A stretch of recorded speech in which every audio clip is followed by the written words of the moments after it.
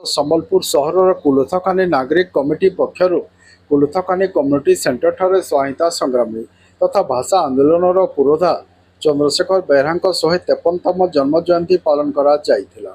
ଏହି ଅବସରରେ କୁଲଥକାନି ନାଗରିକ କମିଟି ପକ୍ଷରୁ ସମ୍ପାଦକ ଅରବିନ୍ଦ ନାୟକ ଜନ୍ମ ଜୟନ୍ତୀ ପାଳନ ଉପଲକ୍ଷେ ଅନୁଷ୍ଠିତ ସଭାକୁ ପରିଚାଳନା କରିଥିଲେ।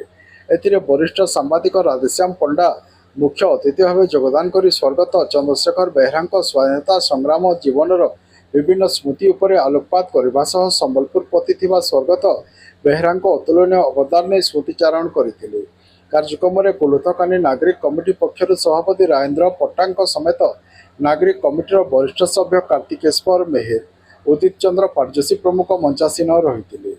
ଜନ୍ମ ଜୟନ୍ତୀ ପାଳନ ସଭା ପ୍ରାରମ୍ଭରେ ସହାୟତା ସଂଗ୍ରାମୀ ଚନ୍ଦ୍ରଶେଖର ବେହେରାଙ୍କ ଫଟୋଚିତ୍ରରେ ମାଲ୍ୟାର୍ପଣ କରାଯାଇ ଶ୍ରଦ୍ଧାଞ୍ଜଳି ଜ୍ଞାପନ କରାଯାଇଥିଲା। ଏହି ଜନ୍ମ ଜୟନ୍ତୀ ପାଳନ ସଭାରେ କୁଲଥକାନି ନାଗରିକ କମିଟିର ସବୁ ବରିଷ୍ଠ ସଭ୍ୟମାନେ ମଧ୍ୟ ଉପସ୍ଥିତ ରହିଥିଲେ।